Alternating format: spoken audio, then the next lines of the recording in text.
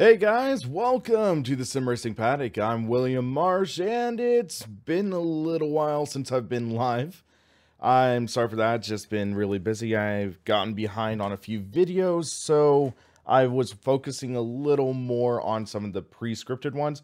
But it is good to be back in the streaming area, and we are going to be doing a sim racing system race. This is week 5 in my championship with the Porsche Cayman GT4 Club Sport at Laguna Seca. Next week is Red Bull Ring, which is one of my favorite tracks, so hopefully it goes well. I noticed something interesting though.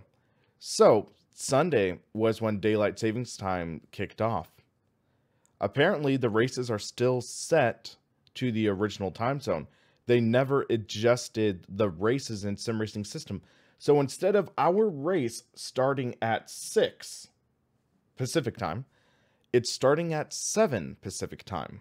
So, interesting twist, which means we have one more hour before the race kicks off, which means if you're interested in joining, you have one more hour to sign up for Sim Racing System and join us. You can sign up at www.simracingsystem.com and download the app, install it into Assetto Corsa, open up the app, sign up for the race, you're good as gravy. So, hey, we have an hour. Let's do some practice. Let's try to get a feel for this car and how it'll perform. So let's go to Porsche, and then the GT4 Club Sport is here. And then we will go to Laguna Seca.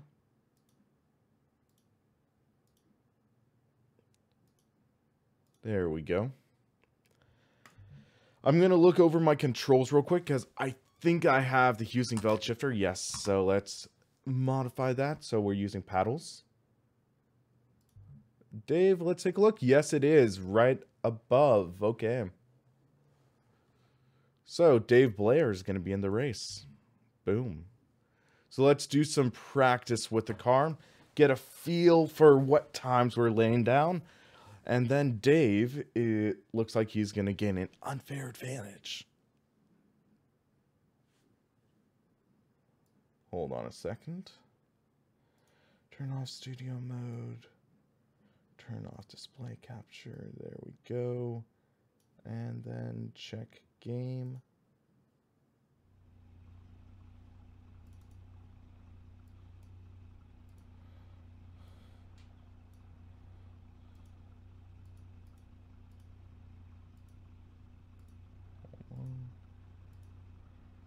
There we go. We got our window up. Setup invalid. Oh yeah, we had to change the default. I was testing before and the default wasn't working properly. Hold on a second, let me get my dash lights working. Hold on, yes. The M3. How's night going so far? Pretty well. I am scripting out a new video that I'm hoping to get out tomorrow. It's basically an idea I had where, if you think about it, we are about to enter the next generation of sim racing titles. With GTR3 and Assetto Corsa Competizione, I always have trouble pronouncing that, but with ACC and GTR3, we're going to enter the next generation of racing sims.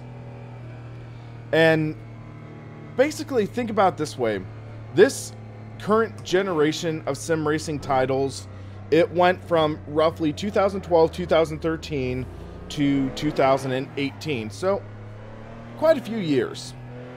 Hold on. No force feedback.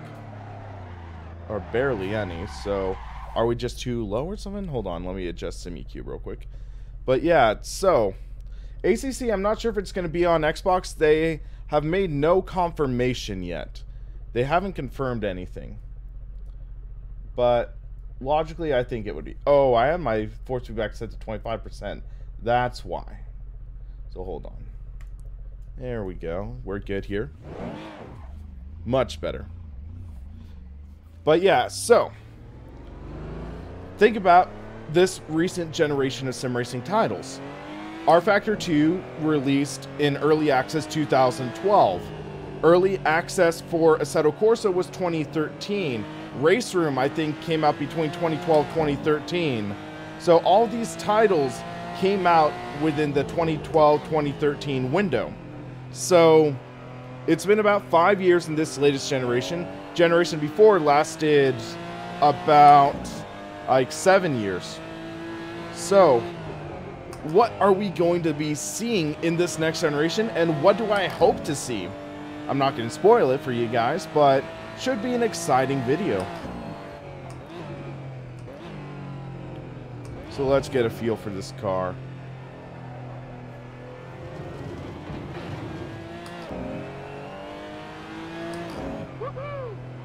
Hold on. Thank you for the donation, Daniel. Thank you very much. Awesome. Every bit helps. Hey, Zoltan, how's it going?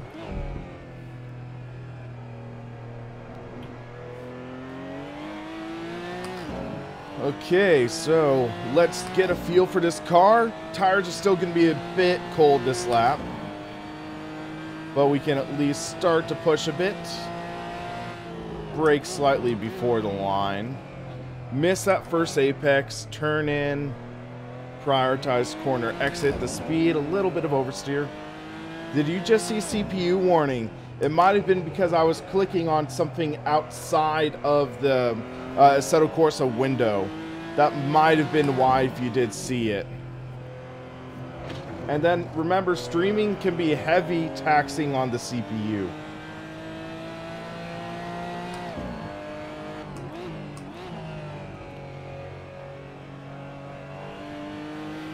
But man, it feels good being back in this rig. I had to spend a little time away from it. Like building the wheel stand, sort of cleaning up around in my room, still working on that. Sort of secondary studio. I need to build the GTO Mega Art cockpit in the next day or so.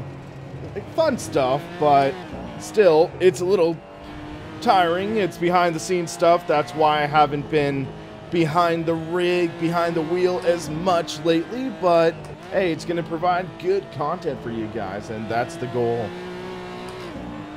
And have some exciting videos lined up and some exciting series, which should be fun.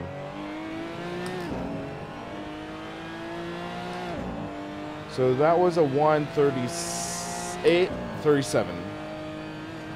I want to get into 35s because we left a lot on the table there. So turn in, shift down to second, grab that torque, straighten up, out.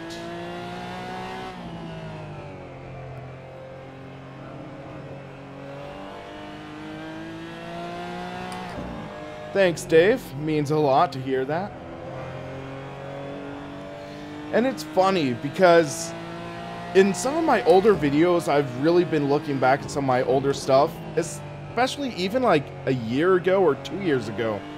I was so socially awkward.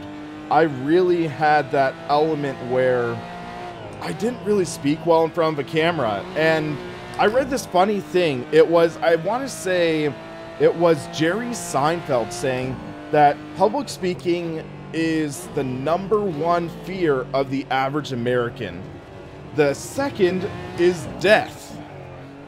So essentially, if you think about it, you're at a funeral. You'd rather be the one in the casket giving the eulogy.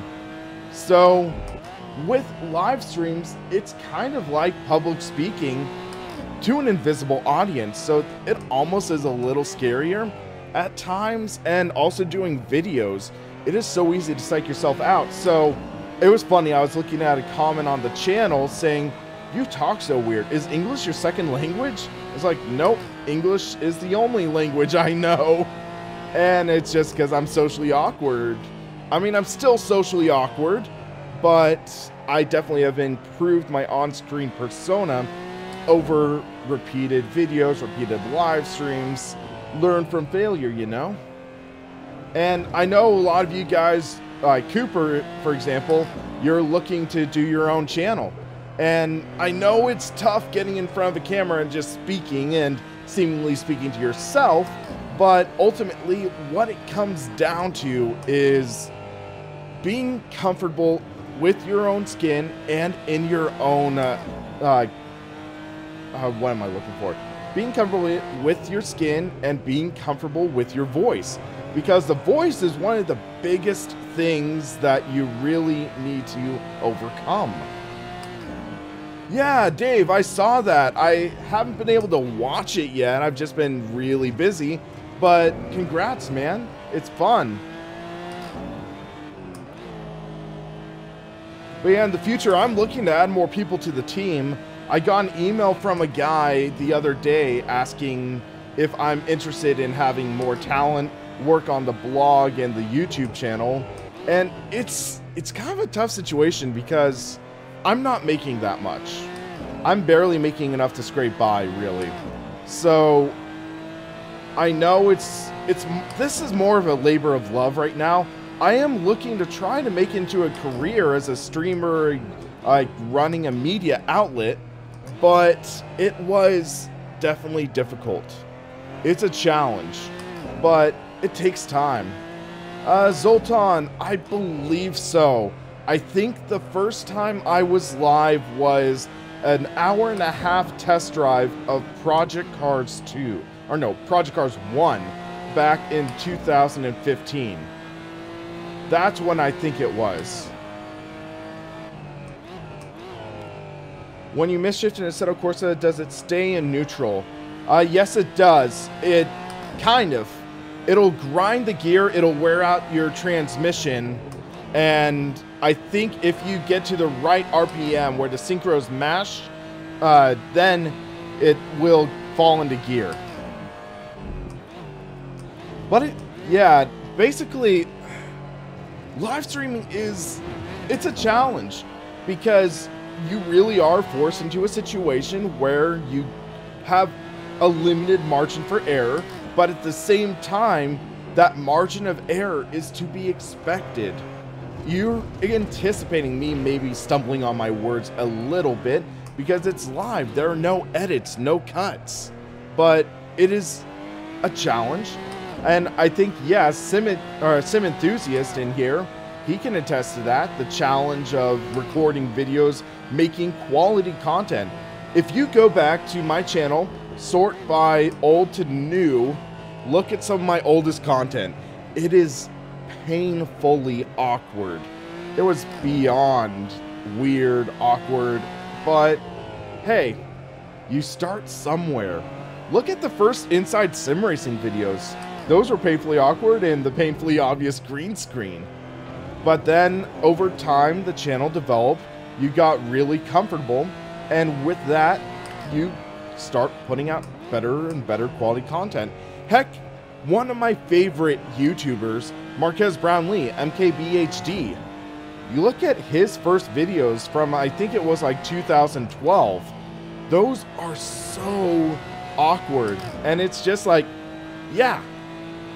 Well, DJ, I told you that was coming soon. Yep, R Factor 2, State of the Sim, that was one of my first videos. There are quite a few other ones that are unlisted. For example, I did a test drive of the Chevrolet Corvette C6 when it came out, but I thought, nope, way too awkward. But it's kind of interesting because a few of my recent videos, for example, the first impressions of the wheel stand that I just took a look at, that was actually totally unscripted. I was just spouting off ideas off the top of my head, and sometimes that can be good. Sometimes that works, but for different people, you prefer having a full script. So for longer reviews, I will script out the videos. And with scripting out, it does allow you to put your thoughts on paper, allows you to be cohesive. So for this new video I'm talking about with the next generation of sim racing titles, because there are some thoughts I want on paper to do not forget in particular, I am scripting out that video, but your mileage may vary. Are there any good wheel stands for G27? Under 60. Here's a question. How thin are you? Because you can get a Target tray table for $8. Mount the G27 onto it, but you'll likely have a tough time squeezing through those legs. But that's what I used for a wheel stand back in the day. Beyond that, you're not really going to get a wheel stand for $60. But mount it onto a small table. That can work. But this car feels good. I'm consistent with the lap times, 134.37, 134.42.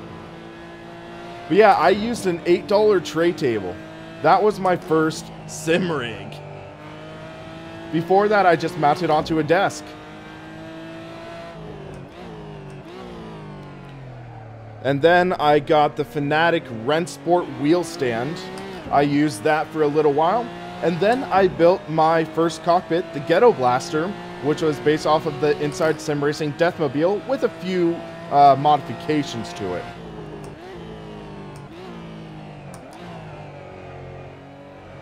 No editing, definitely awesome.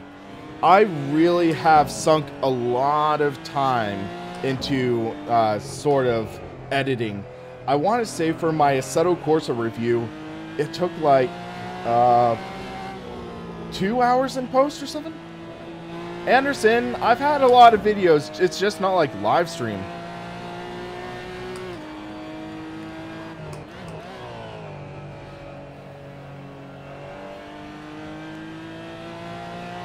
Hold on a second, attack the... I just got a notification. Sean Cole has a live stream up. It's just a practice session, it's not a race, so don't ditch me, please. Hello, Mr. Eddie. Thank you for subscribing. Thank you for joining the stream. Braked a little early, caught the gravel. Woo! You gotta be careful out at the bottom of the corkscrew. That's a dangerous bit. Hold on a second. It's getting a little toasty for once here. Team Paddock, ride or die. But in all seriousness, Sean has a great channel. I'm trying to work on starting sort of some guest spots in my videos. So Sean, he actually played a huge role getting SimRacingPaddock started. He was a great motivator for me. He played a mentor role for me getting started, and I really am thankful for that. But it's sort of ironic if you think about it. I went from having Darren Ganji as a mentor to having Sean Cole as a mentor. It's like, go figure. But yeah, life can be interesting at times. But yeah, so I'm planning on doing a video with Sean Cole talking like sort of like sim racing talk stuff. And then I might try to talk gamer muscle, but we'll see how that goes. We'll see. I don't know. We might get into an argument about sharks versus penguins. Or what tea is best. But yeah, so also Jimmy Broadbent. He's a good friend of mine. I might try doing a video with him sometime. Well, DJ, he bashes me more than I bash him, so yeah. By the way, something funny is if you, so Cooper and Sim Enthusiast, you might want to keep an eye out for this, but YouTube, they have a lot of royalty-free music you can use in your videos. So in your videos, you can go to the YouTube Creator Studio and find music. And it was funny because I got a notification, hundreds of new songs have been added to the royalty-free database. And I saw a song called Mr. T, T-E-A. And I was like, okay, Gamer Muscle, you need to use this song in your videos. Does Sean use Discord or have a server? Not that I know of, unfortunately. I think the only thing he has is the forums.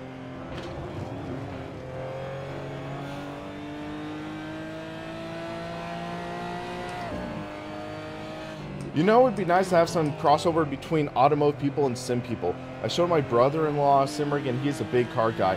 He had no idea sim racing's a thing. Yeah, that's one thing I'm wanting to do in the future, where I'll talk about this. And Impala Man, yes, I think it's the second, or it's the fourth line in the description for the video. So if you look in description, you'll see support SRP, streamlabs.com/SimRacingPaddock, and then join the Discord and a link to my Discord channel. That's how you can join the Discord. And then, but yeah, as I was saying, one video series I am planning is an instructional series talking about proper race etiquette and driving technique, using the proper racing line, like understanding brakes and stuff. So, with that, I am also looking to feature cameos from real-world racing drivers. And I will state that I at least have 2 people saying they want to, or 2 race car drivers saying they want to help out. One of them is a GT Academy winner. The other one has won the 24 Hours of Daytona at least once. Will tuning be the part of the series? It depends. I either need to figure out how to do tuning, or find someone who knows about tuning. But yeah, at least 2 race car drivers, they said they are interested. One defensive move, yeah, that is one thing we need to mention. That is common racing etiquette. I think the iRacing tutorial went over that, but most people not part of iRacing, they don't look at those tutorials. I really gotta be careful at the bottom of the course here. I keep on getting loose there.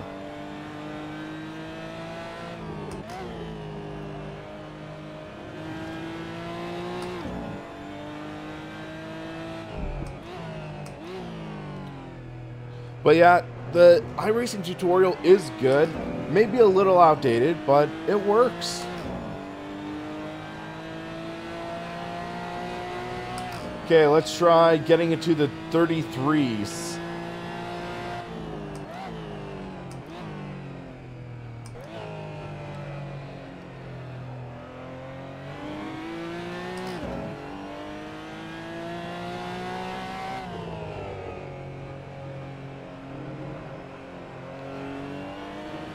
This is the Cayman GT4 Club Sport. The GT4 Club Sport. So it's the Cayman modified into a race car. 0.05 of a second up.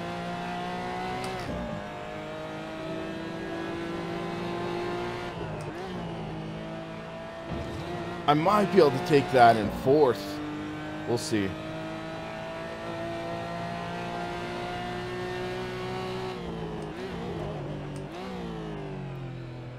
I didn't get a good line there.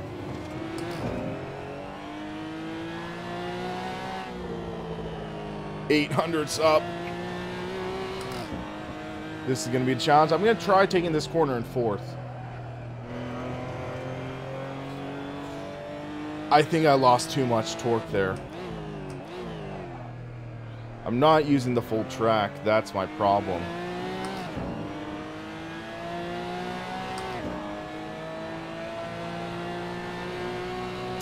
.4 up, okay.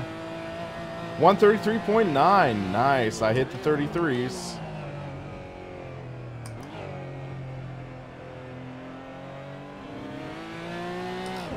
I would love to drive the Nordschleife in real life. It would be so much fun.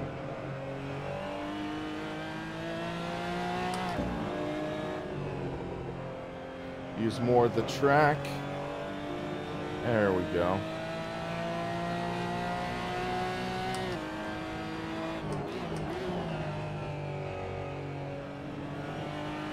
Roll on the throttle. Mr. Eddie, I have actually a new shameless plug. If you go to the SimRacingPaddock website, I have a new wheel buyer's guide. So you guys, I know a lot of you liked the 2017 Wheel Buyer's Guide. Well, I have the written portion of the 2018 Wheel Buyer's Guide. So if you want to go check that out, you can go to www.SimRacingPaddock.com, and we have that live now. So I will make a video accompaniment soon, but we do have the new Wheel Buyer's Guide where I do share some thoughts on the TSXW. Also, if you check the channel as well, Mr. Eddie, I have a full review on the TSXW Racer wheel. I just went into salesman mode right there. But yeah, I am still writing some stuff on the blog. But I need to write more, so if any of you guys are talented writers, shoot me an email at william@SimRacingPaddock.com if you want to help out.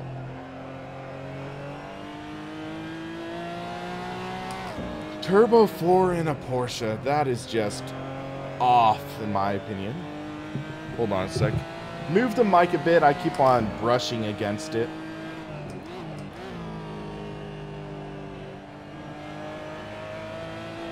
Woo, little oversteering. This car is very lively though. I want to try this in fourth.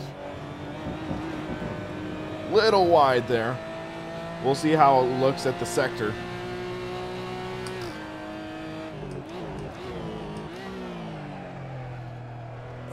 Overshot it. Was a little late on the braking.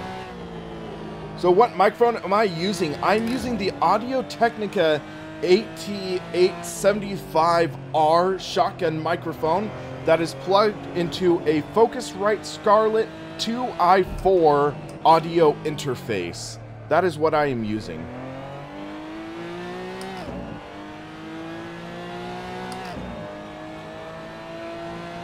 But this car, ooh, 132, 8/10 up? Wow. That is impressive. I am happy with that.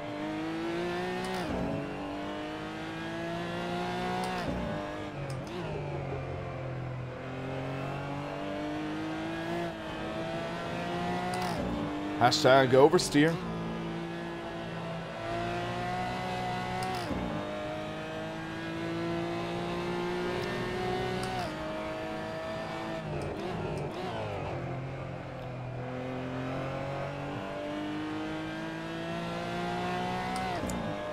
Full house.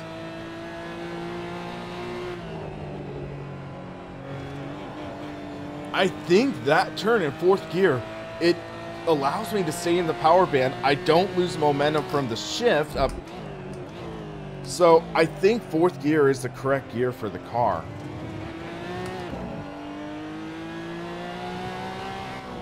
Abarth, in all honesty, the 2.5 wheelbase is my favorite non-direct drive wheelbase.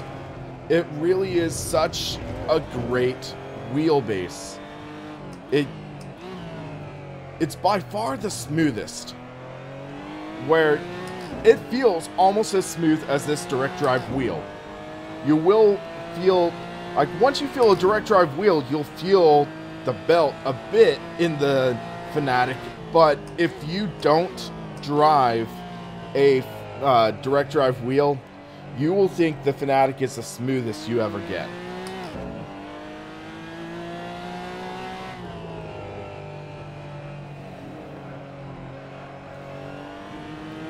And then of course, if you decide to upgrade to an OSW, you can get the Fanatic adapter, and that allows you to use your Fanatic rims on a direct drive base.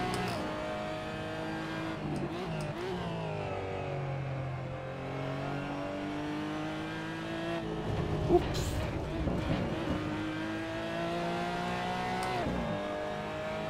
Little wide there. Dude, my friend is a Subi ambassador and gets pissed when other Subaru drivers don't wave back. Well, my mom drives a Subaru Crosstrek, and I gotta admit, that's a pretty fun car to drive for a crossover. Hey, Tom, how's it going?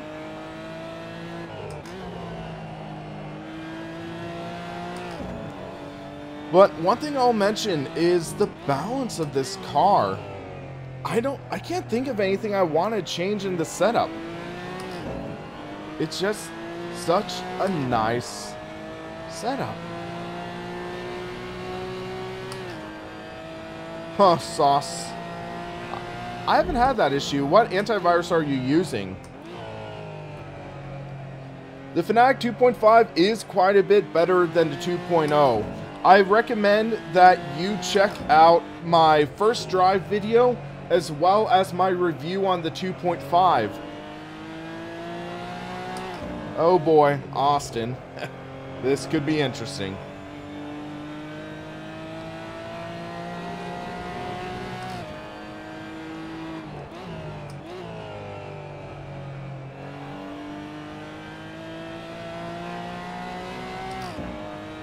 But I am liking this car. The balance feels nice. Can throw it into a corner. Sticks okay.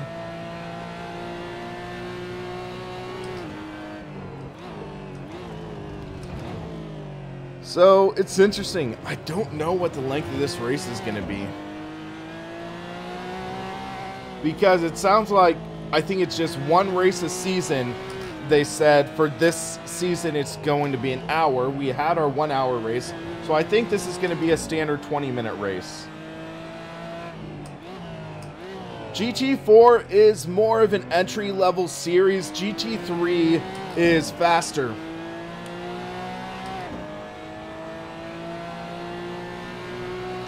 Okay, 20 minutes. Thanks, Anderson.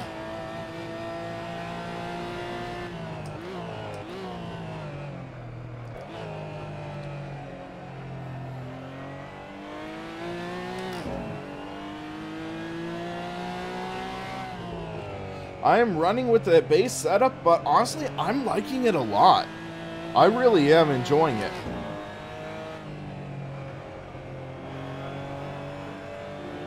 It allows me to put the car. Okay, Dave's running 34s. I was able to get a 32, so that's a positive sign. I overshot that corner, though.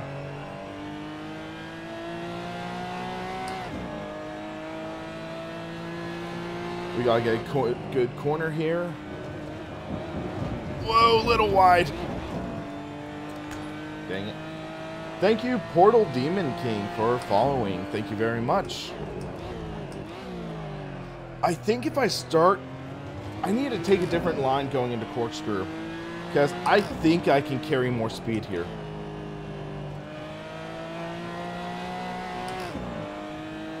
What would I choose to bring back? Pop-up headlights or Group B? Oh, you're asking the real questions, Tommy. Man, that is such a tough thing, because I used to drive, it was a 1986 Honda Prelude SI, and those had the pop-up headlights, and those were so freaking awesome. And that Prelude was one of the best front-wheel drive handling cars I had ever driven, until my sister destroyed it, but that's another story. But yeah, those pop-up headlights are so cool. I think I'm gonna have to go with those pop-up headlights. Group B is a great series, but we could always technically bring back a series with similar specs and just call it a different name. So technically it would be Group B, but not Group B. Pop-up headlights, they basically would be just pop-up headlights. So, loophole!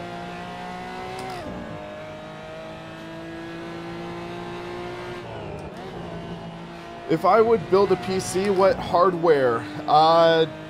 Cooper. Honestly, VR, I think, might require more hardware than triple screens, actually. That's one of the things to consider. So VR requires a more powerful graphics card. Keep that in mind.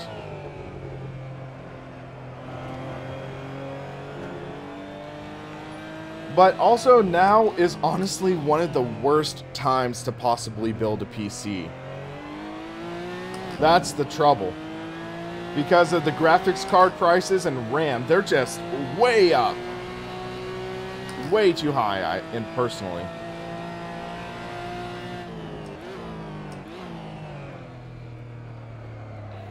Let's try something. Third gear. Let's see how this feels.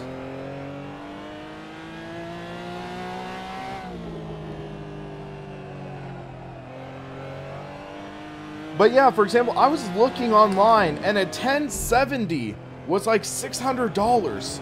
I paid $530 for my 1080. It's like, jeez.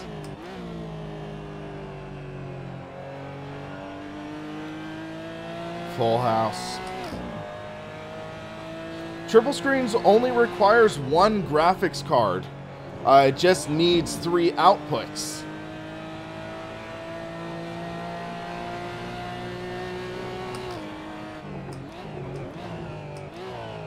But I'm planning on doing a builder's guide soon, so keep that in mind. A 1060 is basically almost minimum for VR. And I should say the 1066 gigabyte version. I'd be concerned about the 3 gig version. You'd want the 6 for VR.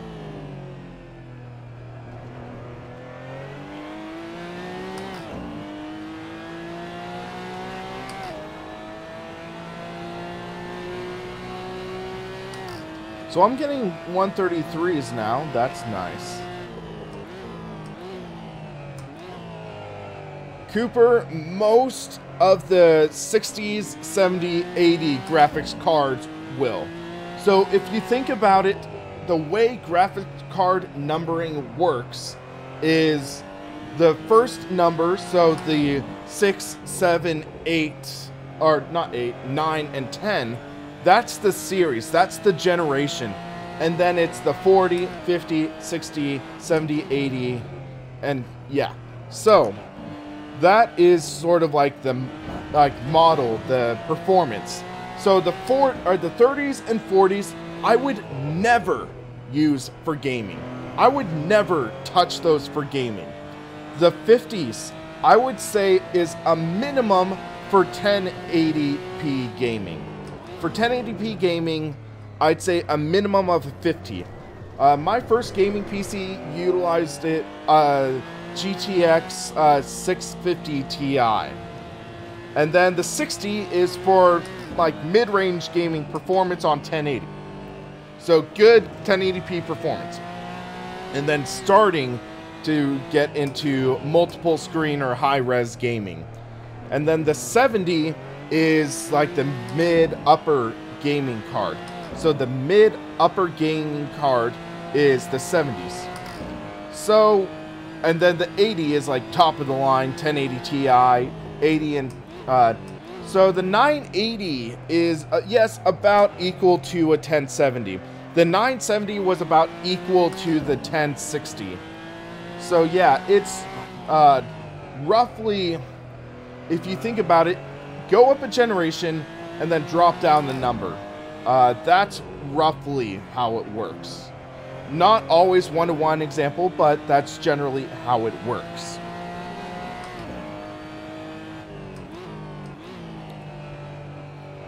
We're gonna have a good race, I think. We're getting consistent as I drive off the track.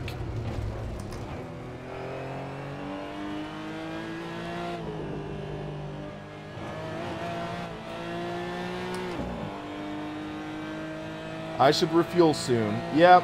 I'm wanting to see how many laps I get on a full tank, though. Because one of the good things with driving like this is it gets you into the mentality for longer races. So, Empty Box had this great video talking about the mentality you should have for practicing. Don't practice by just absent-mindedly driving around. Practice with a purpose. Practice for long runs. Even though this is admittedly longer than what we are going to be running, because we've been driving for around like 30 minutes or so. So just think about that. So I'm just going to drive until the car runs dry. That's my mindset. And then I'm going to lower the fuel load on this car. And then we'll see what times we'll get. Tom.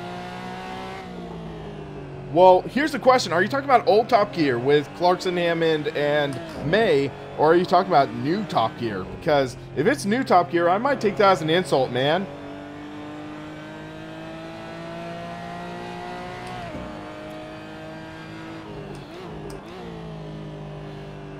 Yeah, it's tricky. Hey, John Doe. Basically, actually, no, I do have some news about the Feel VR for once. I do, actually. So, yes, I do have news about the Feel VR. For once, someone asks, and I actually have news. So, it sounds like I'm going to be meeting the Feel VR guys in person in 6 days. So, that is exciting news. Apparently, they're coming into San Francisco on the 20th of this month, and they're going to be in San Francisco, and that's about an hour from me. So, I think I might actually get to drive the Feel VR in a week. We'll see, hopefully, but yeah, I think I might be one of the first people to drive the Feel VR. So yes, I finally have something to say about the Feel VR.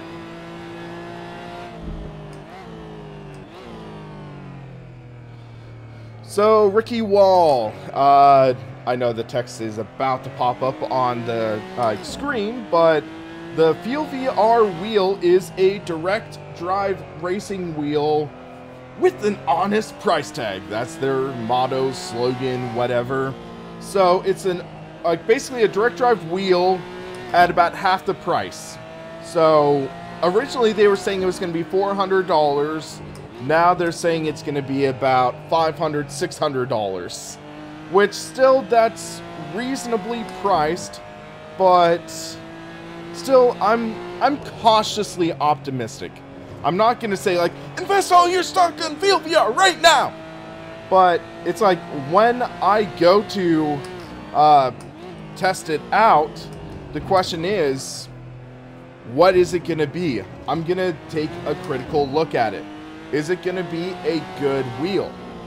And I am going to take an objective look at it. One of the nice things, though, is I have this direct drive wheel right now. So I have a direct drive wheel, so I am able to take a look and see about what it means. I'm going to run out right across the line, roughly.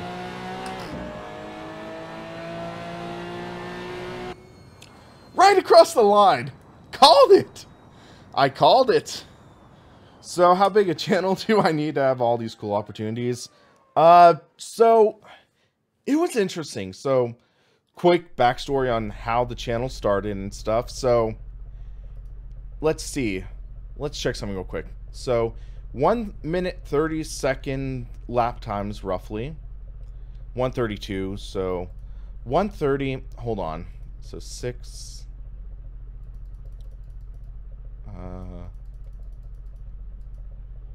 So that's 4 laps is 6 minutes. And let's do, I think 16 point. Oh yeah, that should be good. Oh, estimated time. That's new in the update. That is awesome to see. Gay Man, thank you for subscribing. But what was I saying? So yeah, when I started the channel, it was interesting because I started the channel a few months after I left Inside Sim Racing. So I left Inside Sim Racing in November of 2014, and then in January 2015, I announced SimRacingPaddock. And that year was a weird year for me. So I started the channel, went on for about 5 months, and then I fell into some pretty intense depression.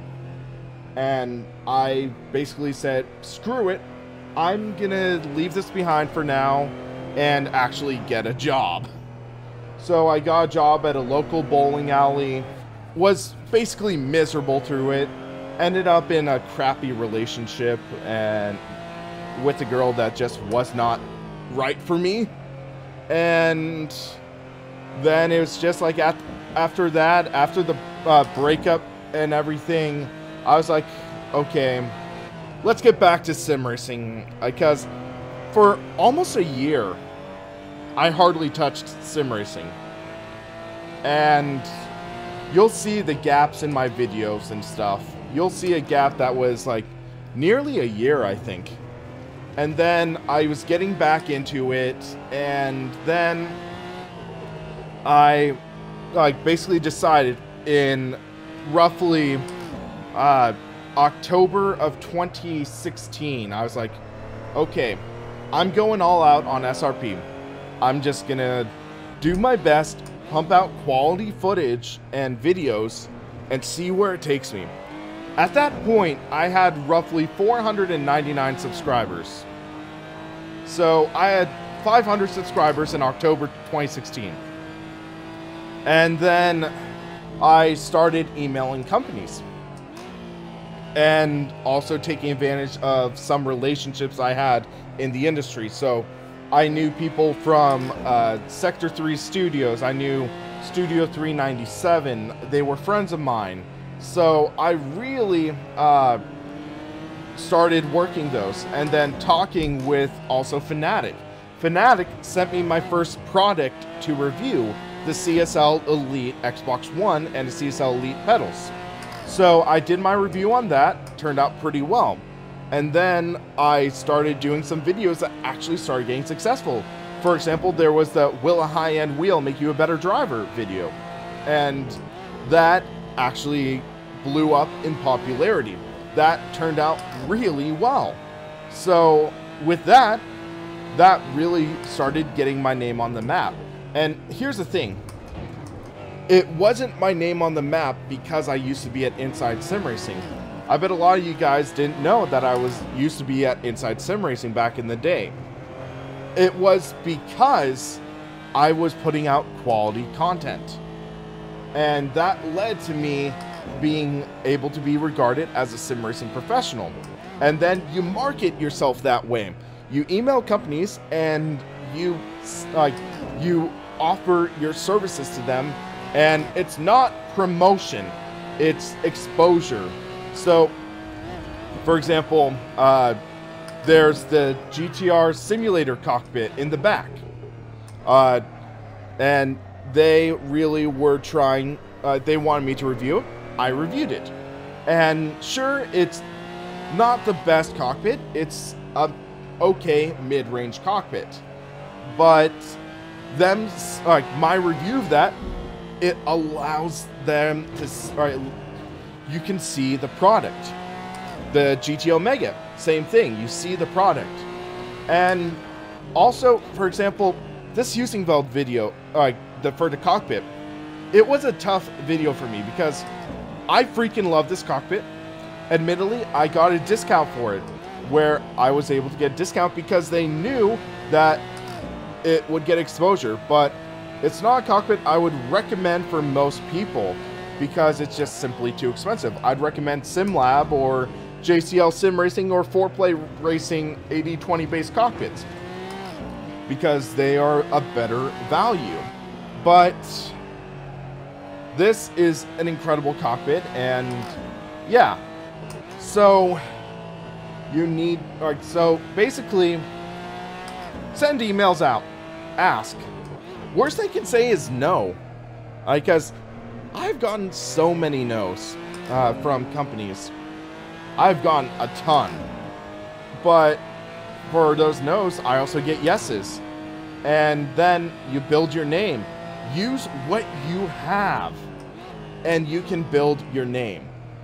For example, I didn't email Fanatic saying, hey, I want to review a wheel before I had the channel. I had the channel for a year and a half before emailing Fanatic.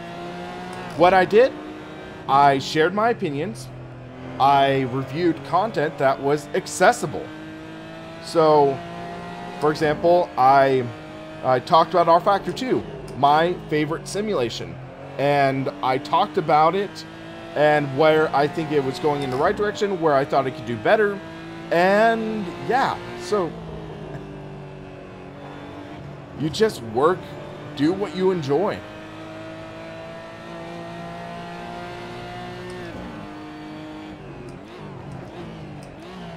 John, he's a good guy. He really is. Unfortunately, I think at times too much Darren rubbed off on him. It was tough. Hello, Leon. How's it going? But John, he's a good guy. Hey, Austin. Way to one-up me.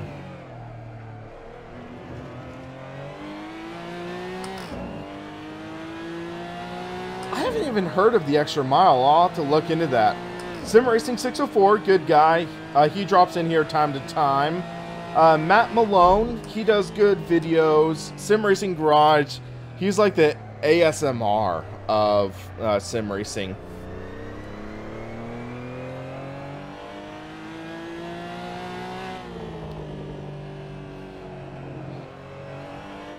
Fun stuff, Leon. How are you enjoying it?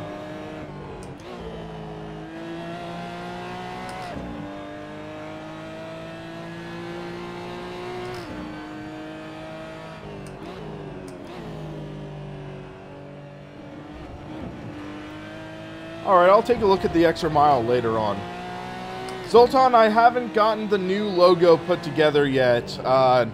My friend who was designing it, he hasn't been responding to my messages, so I might end up either designing one myself, or, if you guys are interested, I might do a competition. I might do a logo competition. So, yeah, so imagine if I did like a logo competition, the winner gets a SimRacingPaddock shirt. Would you guys be interested in that?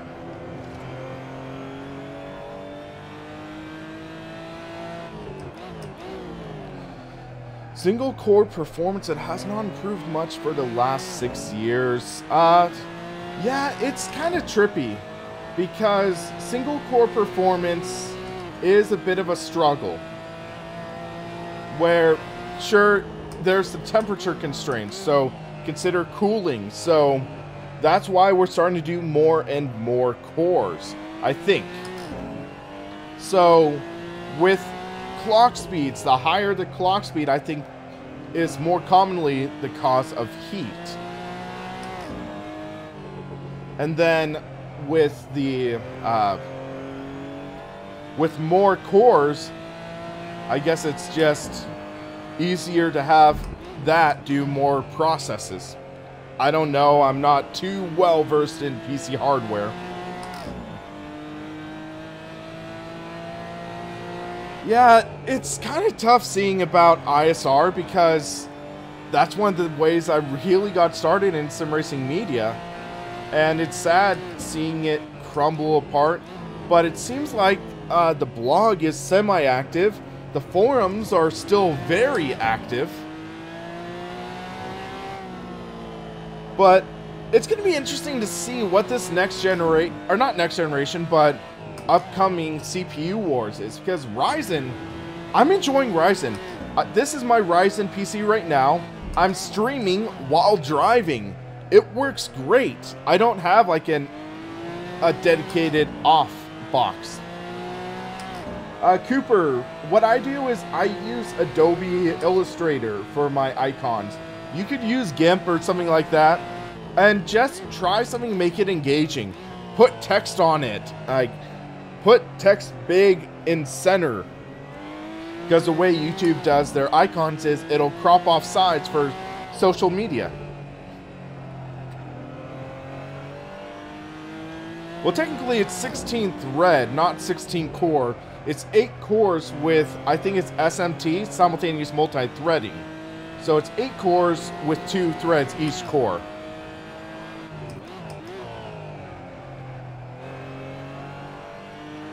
Oh yeah, Threadripper. I don't have Threadripper. Well, you can use Photoshop. I used the student discount for mine as well from when I did video class. So I have the student discount as well. I just pay the $20 a month for everything, which is nice.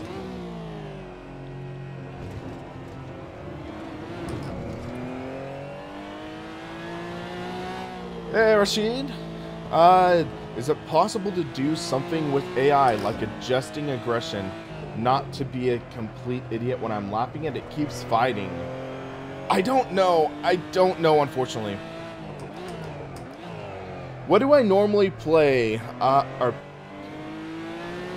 Normally pay? So, I believe normally for the entire Adobe Creative Cloud suite, it's $50 a month. But the student discount is $19 a month for all of the Creative Cloud programs, including Premiere, which is important for me because I edit my videos on Premiere. It is just so intuitive. It works so well. Video editing tips, I'd say at times less is more.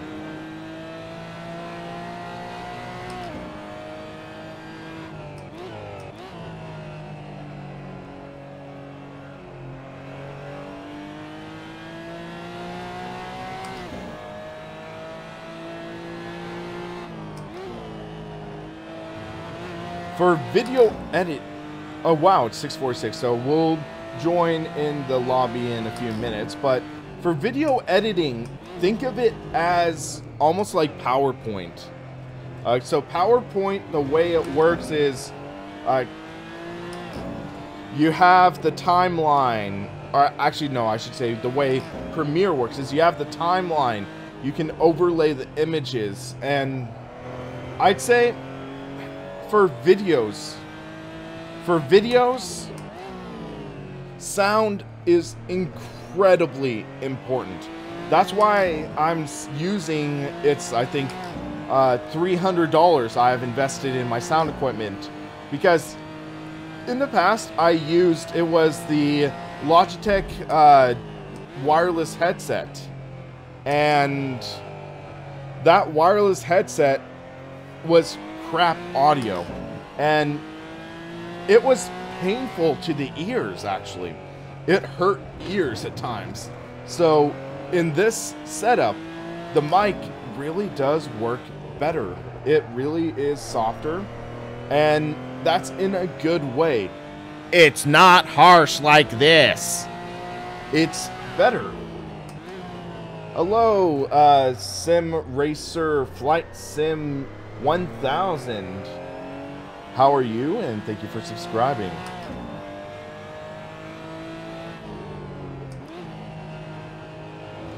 Not to be really annoying or anything, but how to make people find your community or fan base, I guess. So, one way is put your name out there. I promoted on Reddit until until I got in trouble from it. If Austin is still in here, he'll remember when Reddit made a PSA about oversharing on Reddit. And I got in trouble with Reddit for sharing too much. So choose good content to share on social media. Also, one way I've recently been getting subscribers is by cross-posting on DriveTribe. So if you guys don't know what DriveTribe is this social media about cars. So there's a social media platform all about cars, and it was founded by Jeremy Clarkson, James May, Richard Hammond.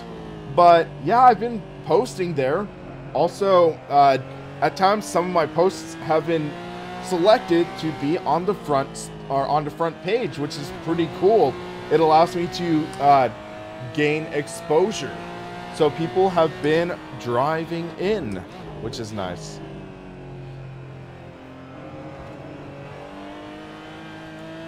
Sim Racer Flight Sim 1000? That doesn't ring a bell, unfortunately. But yeah, so get your name out there and put out quality content, and people will come in. It's getting more and more difficult to organically bring people in through YouTube. It really is. You need, especially with the new regulations limiting the creator abilities to people with over 1,000 subs and everything. So it's a challenge, but if you really put your name out there, cross promote, and it can work out that way.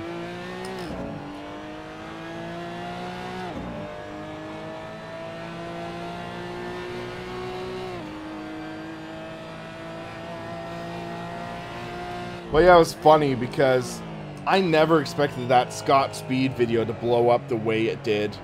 That Scott Speed video has 115,000 views now. I think it's my 3rd most watched video ever. Actually, maybe 4th most watched video. So, and it's also been my most controversial because people are like, dude, you're taking a game way too seriously. But it's like, it's not just about the game. It's about a guy who was a spokesperson for a product, abusing the product, and then bad-mouthing the product. So think about it. Think about, say, if Jeff Gordon, who was endorsed by Pepsi, was caught drinking Coke, and then he's like, well, Pepsi's fake soda anyway, don't worry about it. That would be messed up for Pepsi and people, are the people endorsing. So it's a similar analogy where Scott Speed, he played a major role in getting sim racing into a mainstream with rallycross, with iRacing having that exposure, like the name Scott Speed. So his name was tied to iRacing. So it is respectable to really understand that he would be put on a higher pedestal because he is a spokesperson for the brand. So when you see him abusing the brand that he has been tasked with endorsing, that's a problem.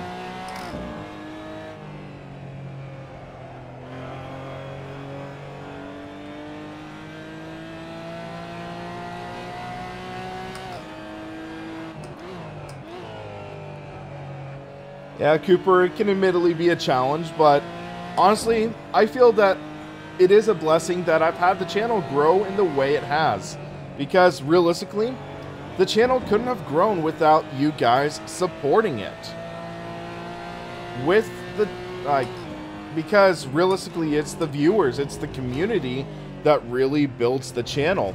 I could be making the best videos on YouTube, but if no one was watching, is it really worth it? So, yeah.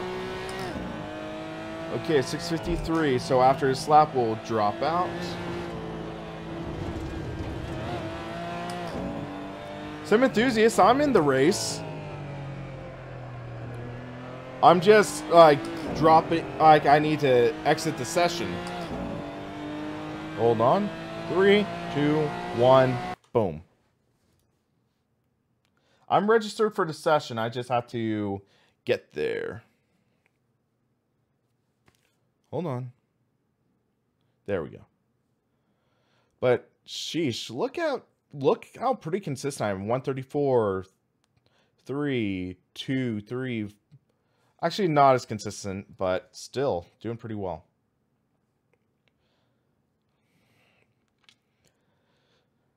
But yeah, Full House. You have a good point there. Because honestly, I think that's part of what led to the downfall of ISR. Because consider, I was extremely close with Darren for about a year. He was one of my best friends, and I looked up to him.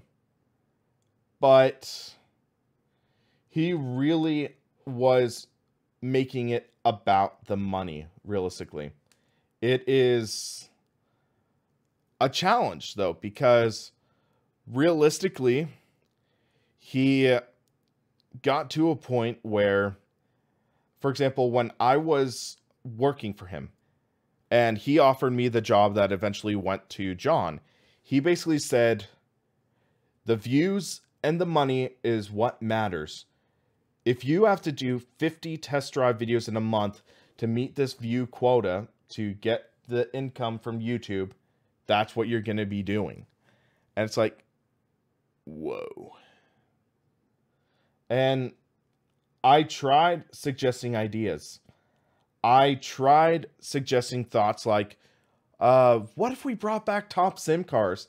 Because growing up and watching ISR, I loved the top sim car segment. But he said, we're not going to make money off of top sim cars. That was his reasoning for getting rid of the top sim car segment. That you weren't making enough money from doing top sim cars. And you really, yeah. So I got to a point where it was just like, what was I going to say? That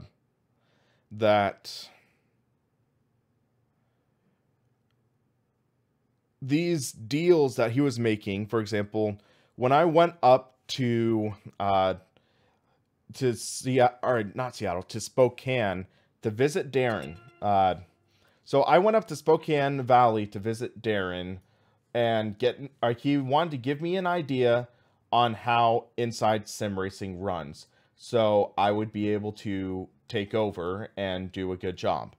And he had me sit in with a phone call. That phone call was with Sony Computer Entertainment. And Darren was negotiating a deal where to have him do a test drive of the Mini Cooper Vision GT car in Gran Turismo 6. Sony would pay Darren $1,000. That was the deal. I don't fully know if that deal ever worked out, but yeah, that was sort of the contract. And that wasn't what I was wanting to do, because I know there are ways to make money through YouTube without compromising your passion. But yeah, I used to be a massive fan of Inside Sim Racing. I was totally starstruck when Darren selected me to be a writer on the site. I was totally starstruck, and then it was turned into a genuine friendship, and then ended up, for lack of a better term, I broke that friendship. And it's a struggle, but bottom line, I'm happy with my decision. And my fear is Darren might have stabbed John in the back with his ISR deal with, I'm 90% sure it's Playseat. But my fear is, basically, when I was at Inside Sim Racing, and Darren was talking with me about the future of ISR, he was saying that he was planning on selling ISR to Playseat. And another reason I left was because Darren said, yeah, my plan is going to be you working your way up to be a 50-50 partner financially in the company. And then he really got to a point where he told me, yeah, there's going to be 2 buyers for the company. One of them's going to have 33%. The other's going to have 33%. I'm going to keep 34% of the company. And I don't think it takes a math major to realize that doesn't leave any room for me. So it was like seeing him go back on that promise. Before I went up to Spokane to meet him in person, he was talking to me about, yeah, I have all these sim rigs, you can keep one of them. And I was like, well, I like the GTO Mega one that you're going to be reviewing soon. How about that? And then when I go up there, he's like, and then he was like, oh, no problem, no problem. And then when I go up to Spokane, he's like, well, on second thought, how about you take either the Playseat Challenge or the Human Racing GT? Both wheels that aren't exactly compatible with what I owned. So it was basically, I realized I was getting a raw deal. And then one thing that just cracked me up was Darren, he said he would only give me $150 for the move. So roughly,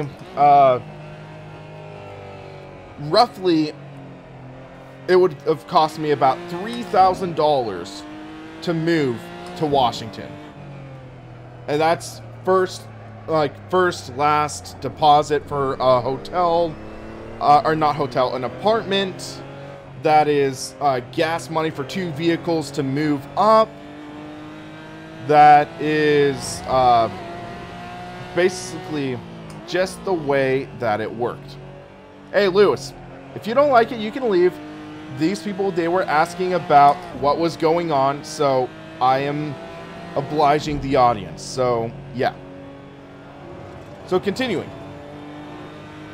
It was like I was budgeting it out, and it's just realized I couldn't make the ends meet, and it didn't work. So bottom line, it was like, I said no. I said no, then things started falling apart and realized just wasn't smart anymore. It wasn't prudent. So I just realized it was time to leave.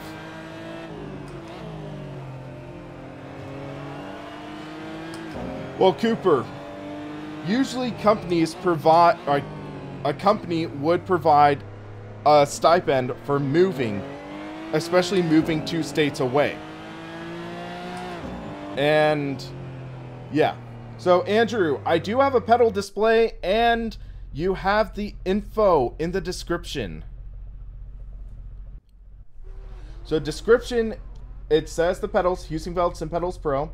Also look in the top right of the screen. You will see the pedals. Gas, brake, and then clutch you don't worry about because this is a semi-automatic car. Actually, we need to lower the fuel load for qualifying. So back to pits. So fuel.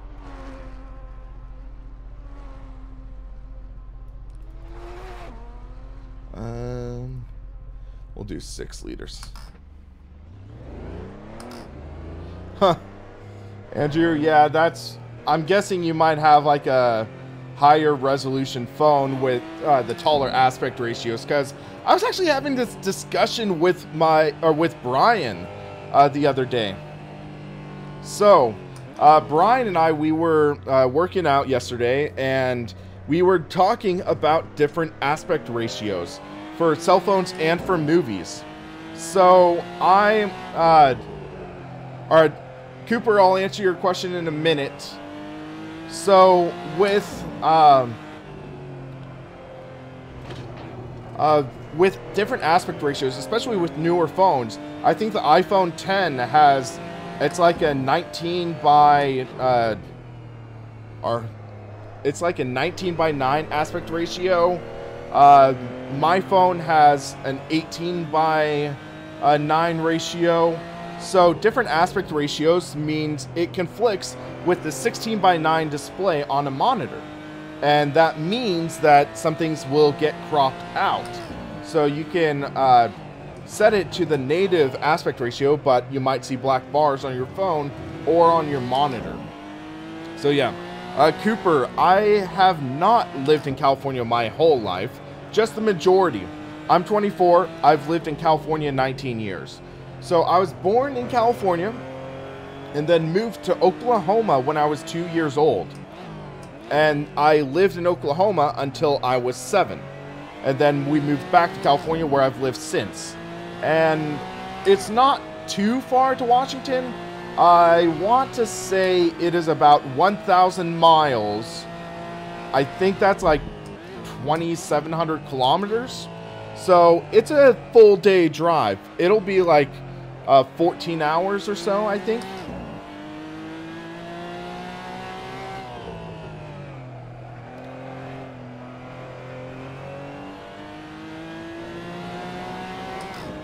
So let's try getting a good lap in. Wow, this car's oversteery on cold tires and low fuel. But yeah, at that time, I drove an Infiniti G20, and that got me about 31 miles per gallon. So even with 31 miles per gallon, it would have taken quite a bit of money to get up there. And then my mom's Subaru, we actually spent $400 putting a trailer hitch on the car, anticipating the move. Actually, it was my mom's decision because she also wanted a bike rack. But that we installed, but still, gas for 2 vehicles. And yeah, it's roughly like the equivalent from Maryland to Orlando.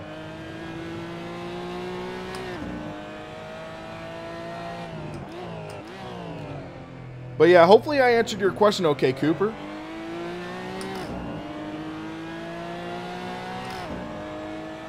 Favorite sim racing channels?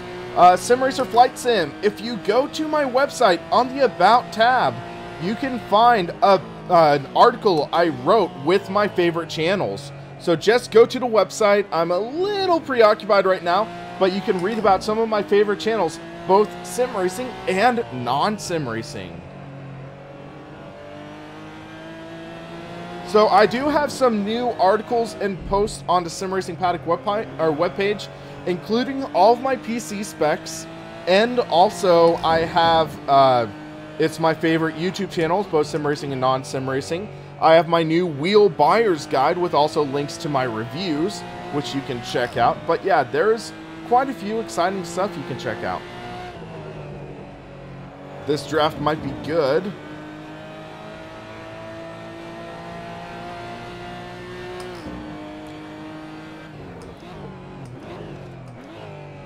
Wow, that is not a good line for the corkscrew for him.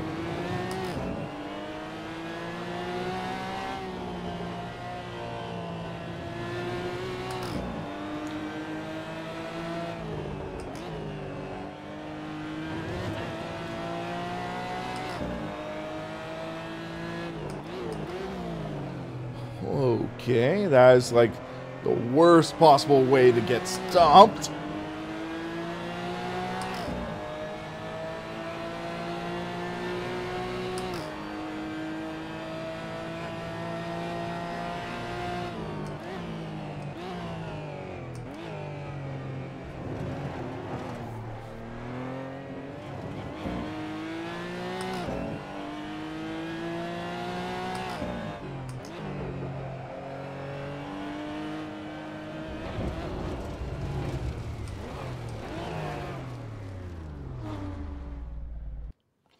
Okay, so that was a 132.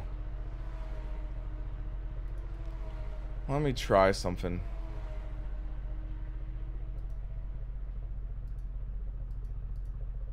Let's see. What does it say Tota's? Negative mount.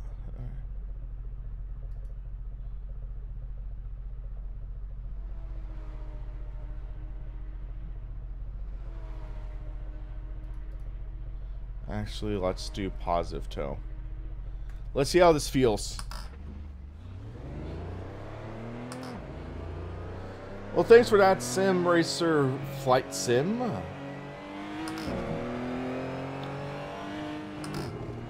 Yeah, I don't think I've ever watched Ferrari Man. Real life car channels. One of my favorite ones actually is an underrated one, I think. It's called Engineering Explained. It talks about all of the different internal systems in the car. Guy has a really solid way of explaining the cars, which is nice.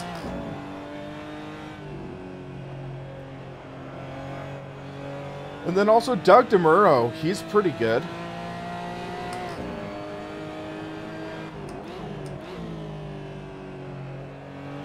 I don't really watch much Motor Trend or Mighty Car Mods though.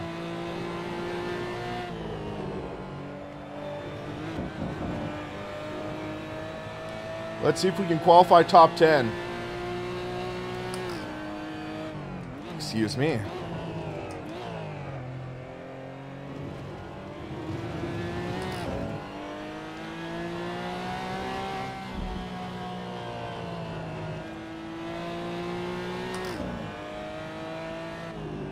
Seems like we're carrying more speed now. We're able to corner a little better due to that toe adjustment.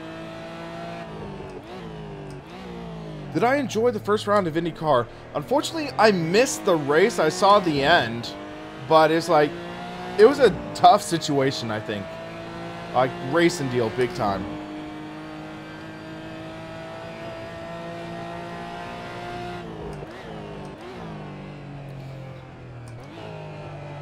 Okay, turn in, clip that.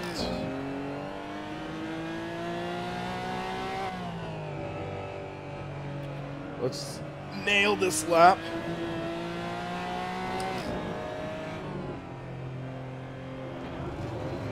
Okay, hit that curb way too hard.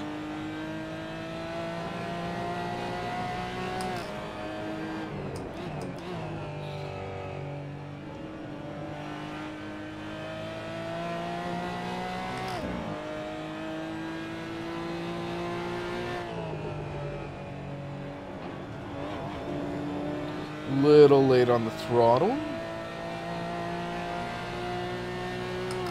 I really like the look of the new 2018 Indy cars. I really do. Gaming channels, I used to be interested in some of them, but not as much anymore. My personal favorite non-sim racing channels, they're Dude Perfect. I really enjoyed that channel. You can read an explanation why on the SimRacingPaddock website. Good Mythical Morning is pretty good. Honest Trailers, you can't go wrong with those. Aw, dang it. 3/10 off my best lap.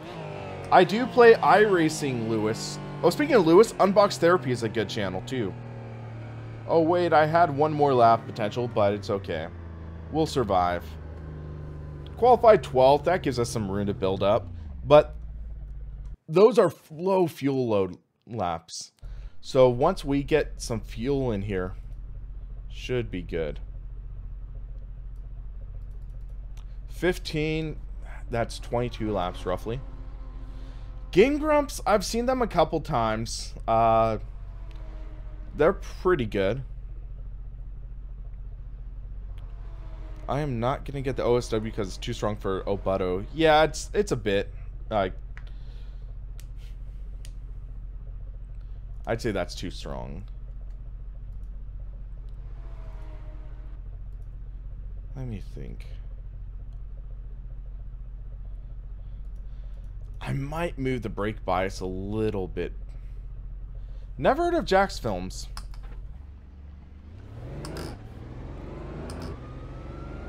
Let's get an idea on how this feels.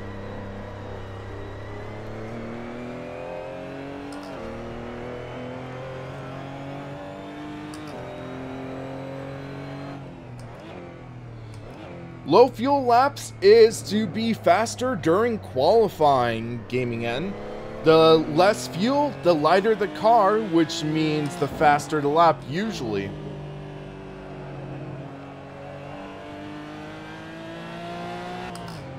It's also some of the reasons, say, like in NASCAR, they tape up the grill. So in NASCAR, you tape the grill up, and that allows you to have more downforce. So 15.5 laps. 1 minute 30-ish lap time. I'm going to do 21 liters. Just to be safe.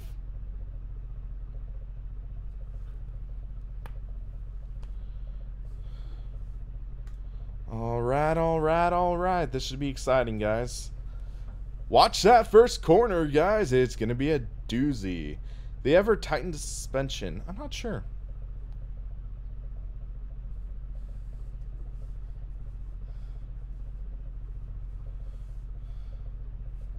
Okay. Thank you very much, Abath. Remember, don't jump the start.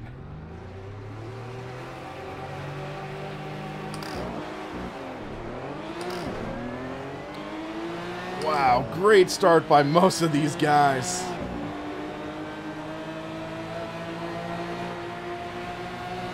Solve. Whoa.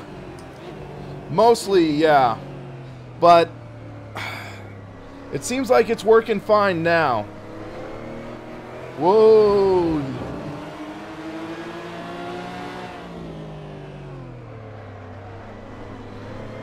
Cold tires. Oh, big wreck behind me. There was some major contact.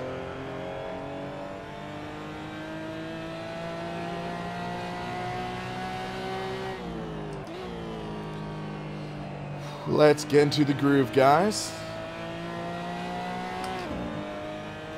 Well, Andrew, thanks for being allowing us to be your first stream, I guess.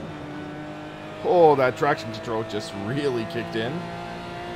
It's funny, we purpled the start, so we were the fastest starter, I guess. Almost locked up my tires and got into him. Whoops.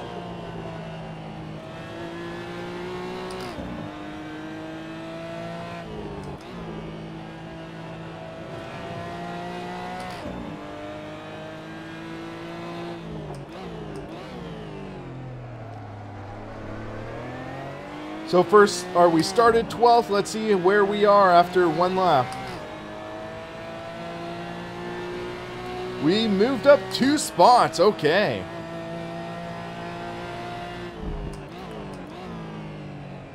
Big spinner right there. He'll likely have some dirt on his tires, so we ought to keep that in mind. The only downside with live streams, though, is for the most part, they don't have the replay value as pre-recorded videos. For example, people aren't really going to watch my live test drive of Dirt 4 that much anymore. But for like my getting started in sim racing in a budget video, they'll likely watch that more.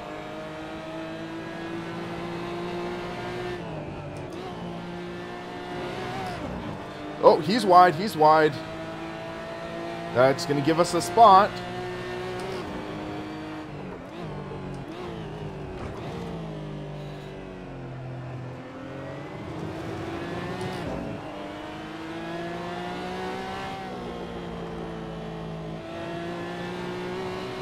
I'm going to go for the Gamer Muscle goal. 7th place. Gamer Muscle always finishes 7th.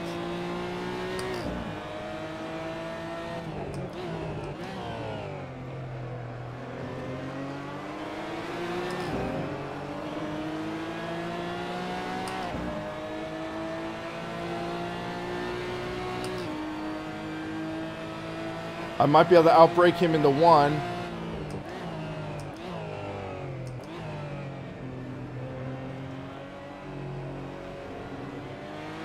Clean pass.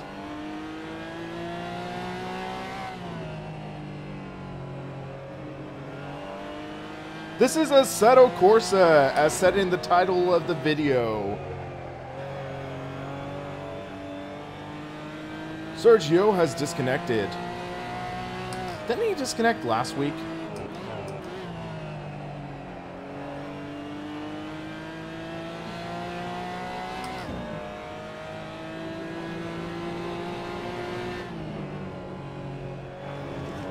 There we go, good run. Cooper.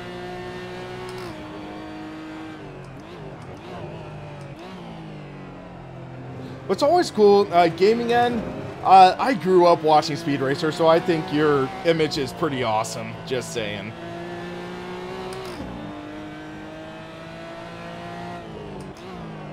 Whoa. Little lock up there, I think, so... This guy behind me, he's competitive. But he also has the slipstream, so that's the tricky part.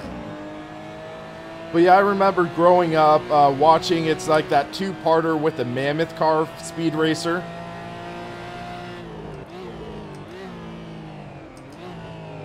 Oh, they're battling pretty well behind me.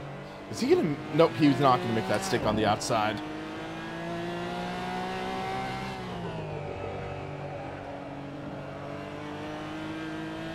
Okay, we're starting to get a little loose. I have not really used shaders. I tend to prefer just a natural, and also usually it takes a negative hit on graphics, so I tend to not use them as much.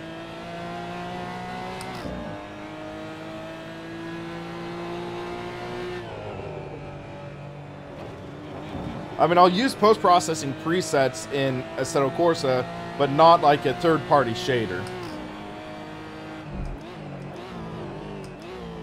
Maybe I'll take a look at it sometime, though.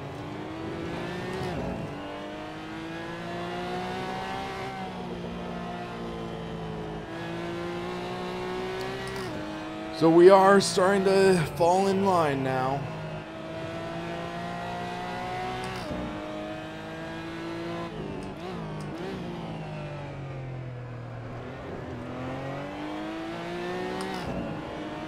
Oh, we're in the gamer muscle spot. We're in 7th.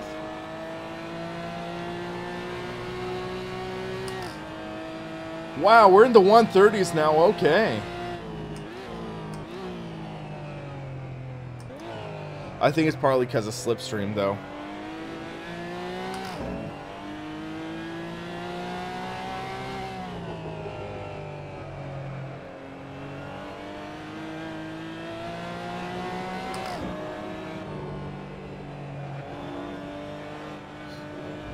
Oh, I just followed him wide. All three of us went wide. So we're gonna have some sand on our left tires, so keep that in mind. We gotta get that scrubbed off.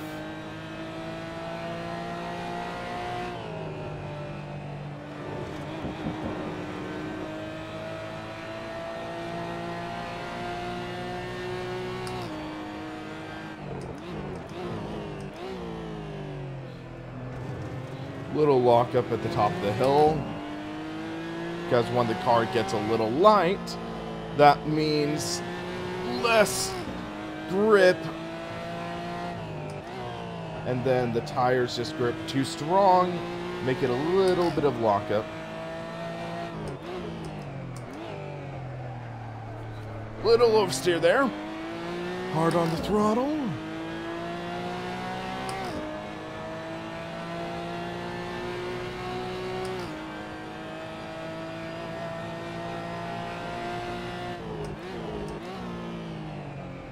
I did not take a good line there.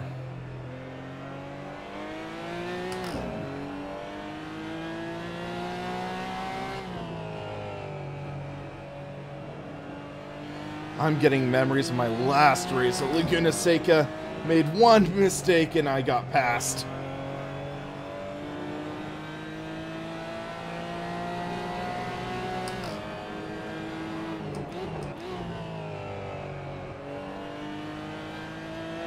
Hard on the throttle, build a bit of a gap.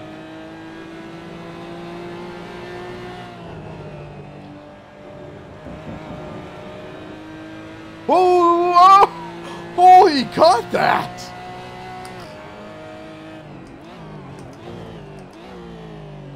Wow, that was an impressive save.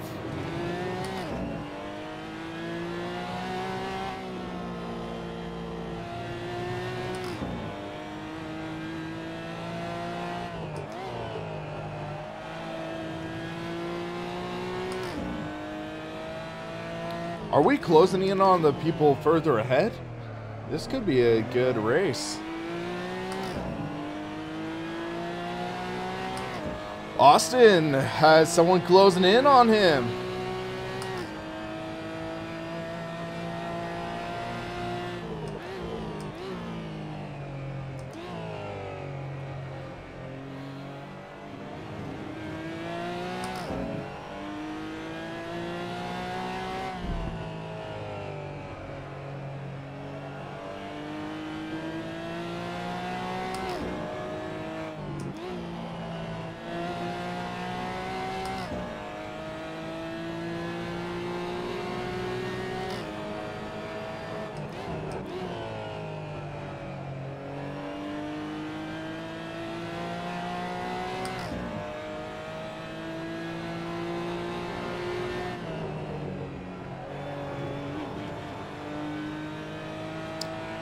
He really pushes that car wider.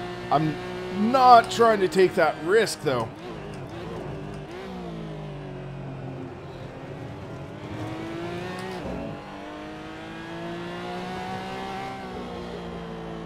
Because he can catch me, but he has to make his way around me. That's the battle. Because you can see he's caught me a couple times, but then I take a defensive line and it works for me just getting past, like, and building a gap.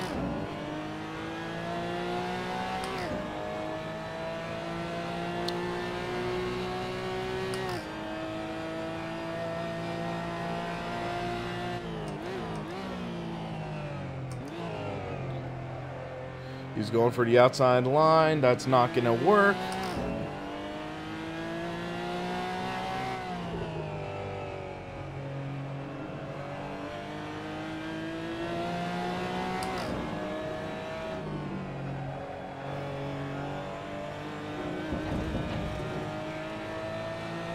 He's going to take the inside line.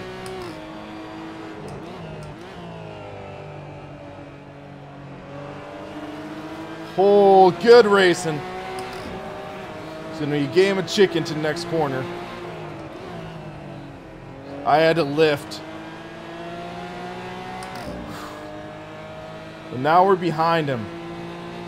The question is he going to just drive away? That wasn't good. I over-revved. Or is it just a slipstream that allowed him to pass me? But I think it's my tires. My tires are really falling off. So we can hope he makes a mistake. Or wait, that was the pole sitter. That, or not pole sitter, but he either started first or second, so he spun. So he is faster, I think.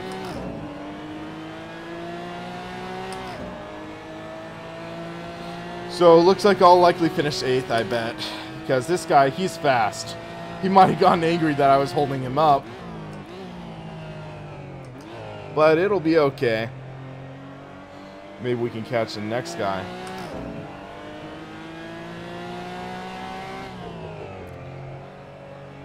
Yeah, my tires are falling.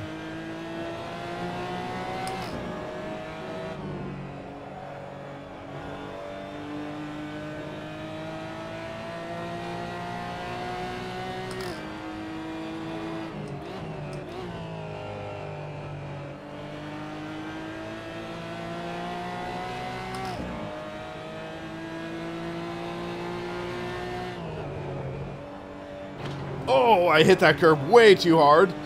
As Gamer Muscle would have said, I've tickled the sausage way too rough.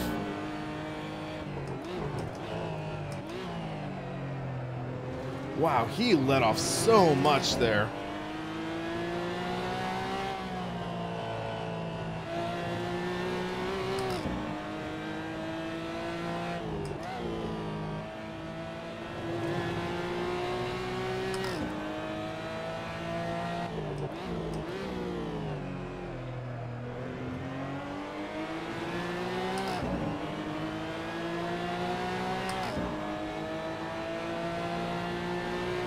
Six minutes left. New best lap. Oh, oversteer there, oversteer there. Well, we're 8 seconds ahead of 9th, so we pretty much got top 8 locked up. Let's just be a little conservative, conserve our tires a bit. 7:30 here.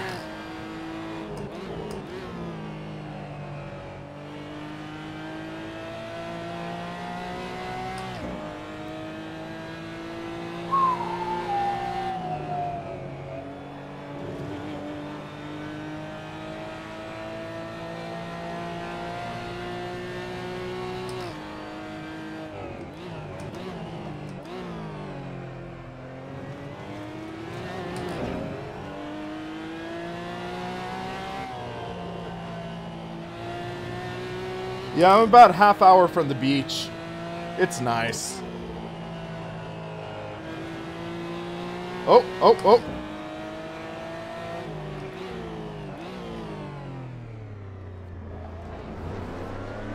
I could not get the run off there.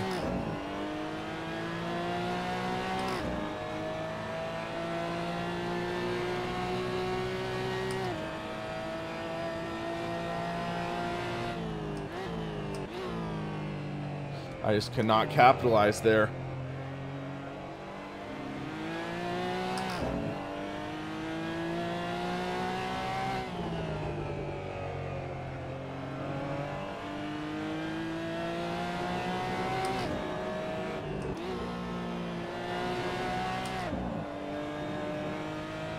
So here's an interesting thought I just want to talk about real quick. So this, or actually it's the guy in 6th. So the guy in 6th, he is, I believe, the guy who was sitting on pole position for the race. But he is back in 6th, not battling for the lead. So I think that makes a good point, where sometimes it's the person who is more consistent can outlast and win a race. It's not just on sheer speed. And then this guy, Cal, I think, he spun earlier in the race, which really knocked him back. So consistency is sometimes a lot better than sheer speed.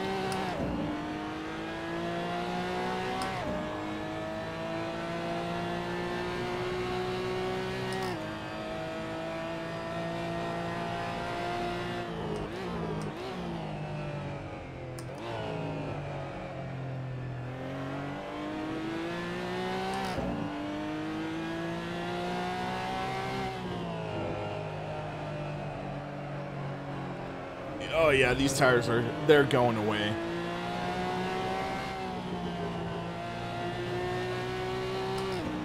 I am not gonna do another race, unfortunately. I just have some things I need to do around the house. But yeah. I need to script out my next video, and I'm gonna film the voiceover tonight. Try to get that video out tomorrow or Friday. So stay tuned for that too.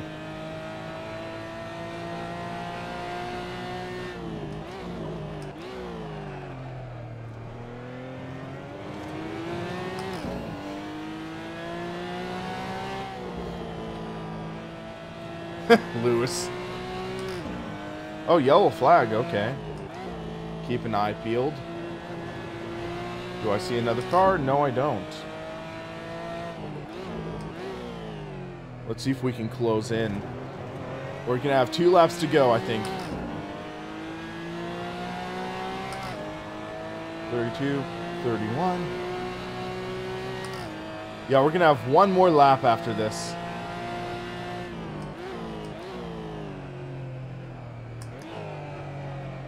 Sim Racing Expo is September. I think 2nd week in September, and it is at the Nürburgring Nordschleife circuit during the 24 hours of Nürburgring.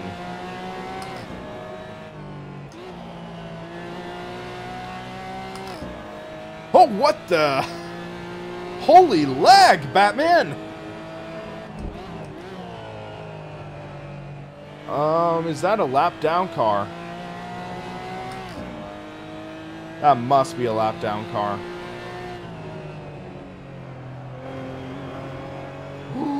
That was a dangerous place to pass.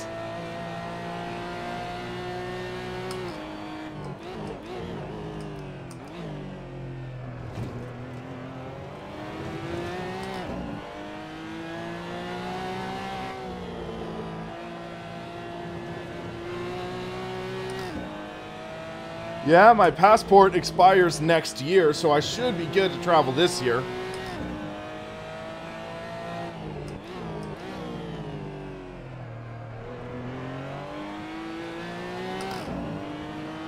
So was that guy...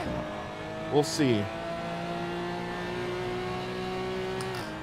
Leader on final lap. So we're on the final lap now.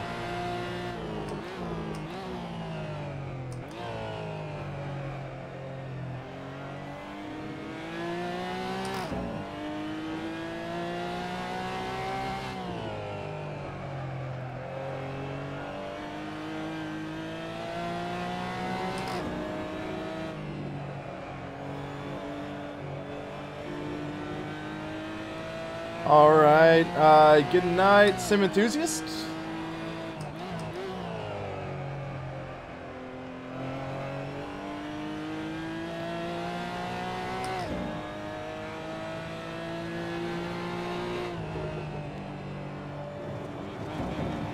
I can't catch him. Dang it.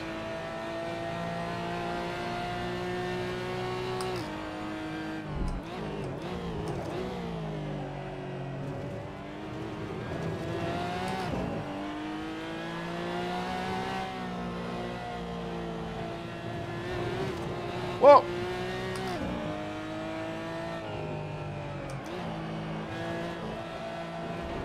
Oh, dang it.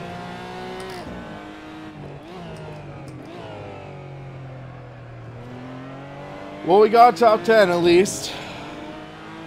Whew. Good finish.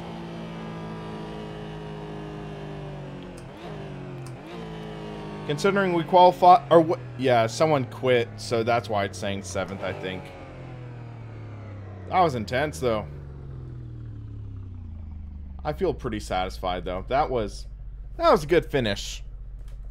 But yeah, so guys, let's take a look. So back to pits. Quit out. Turn on display capture. So let's see. But 130.668. That's a good lap. That was intense. So let's see final finish. Okay, that can't be right because we finished 8th. But look, Dave Blair right behind me. I told you that he would at least finish near me. One spot off. So, Dave, if you're listening, congrats on your top 10. Because that should be 9th place, I think. But we'll see real quick because I think we can go to standings. So we click on standings. And it's, I believe, Porsche Cup. Okay, it's not showing yet, but hey, at least we're doing pretty well in the championship. So we'll see. As of last race, so as of last week, our results. So standings. Dave Blair is in the lead in the championship. Partly because he's the only one who did all the races, I guess. And we're in 3rd. Okay. We're in 3rd place. So he has 307 points. I have 288. We'll see how it is after Laguna Seca, but I might be in the contention for a championship. That's pretty cool. I know it's a little tough though because looking at it, you can't really tell. But yeah, Alessandro Agnone or Agnone. You can see 102, 102, 102. I think that's him winning. So, hold on a second. Did Austin ever run in yet before now? I'm not seeing Austin Oganowski. Because I think Austin won the race. So, yeah. Yeah, I'll announce the logo design competition in a video. I'll record a quick video and announce it. And we'll see how people take part in it. But yeah, I have some shirt designs running in my head that should be pretty cool. Hold on, let's check and see if it's ready yet. Still not ready yet, so yeah. But yeah, driver rating, let's see. So in our road rating, we are ranked 902 out of like 8,000. Okay, that's not bad. So let's go to 902. I wish you could just click that and it would send you to. So as of last race, we were 464, average 2.6 incidents per race. So that's not bad. That's relatively clean, I think. Punt. Yeah. I'm not much of a punter guy.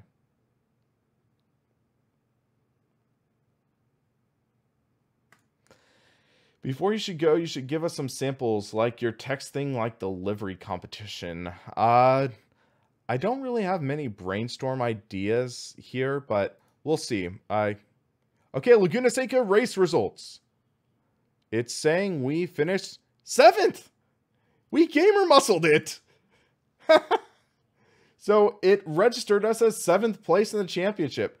But Alessandro finished 4th. But let's see real quick. 5-second gap between 1st and 2nd. So we finished 7th. Gamer muscle. It strikes again. But yeah, let me see something real quick. So let me see if I have some ideas that I had in my head for SimRacingPaddock logo.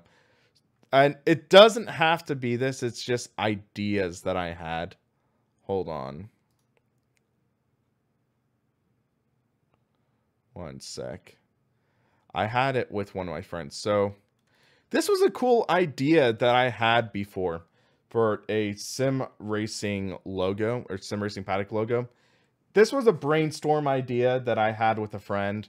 I thought it was a kind of cool design. The only downside is that it just takes up so much space on the left side, and then the right side doesn't have much there. But this was one of my personal favorite logo concepts. I really like the black bar on the bottom, though. I thought that looked pretty cool. So, yeah, this was a logo my friend designed, and he's sort of been ghosting me on the logo recently. So, it's kind of irritating, but it's life. But, yeah, this was a rough idea that I thought looked pretty darn cool. So, I'll announce a logo competition in the near future. Should be exciting. It should be a cool idea, and I think it's nice. It looks kind of like off the internet, though, to be fair. Yeah. So we'll see how it works. But yeah, I'll announce a competition. I want to record something quick, and then we'll get that sorted. But yeah, it should be exciting. But guys, thanks for watching. This was a good race. If you noticed, I didn't spin. I didn't blow with this race. I didn't jump the start either. So if you guys remember the first couple of races, I jumped the start because I thought the clutch was working. But yeah, so I'm excited because it's going to come down to the last race. Is Alessandro going to take home the championship? Because I think, look at the standings now. Dave was leading the championship. So if we look at the standings now, Alessandro, he took the lead in the championship, 89 points. Dave, 81 points. I got 86. So that means Dave is 14 points ahead. Should be exciting finish to the season next week at Red Bull Ring, one of my favorite tracks. So guys, thanks for watching. Stay tuned for next week's finale to the Porsche Cup. Also, I would love to hear your thoughts on what you would like to see me run next season for Sim Racing System. I still haven't locked down what series I'm going to be running, so once this video processes, how about you guys give me a comment and tell me what series you would like to see me run. But guys, thanks for watching. Stay tuned for next stream. I'm hoping maybe Friday or Saturday, but for now, you have a great rest of your day, night, or wherever you're at.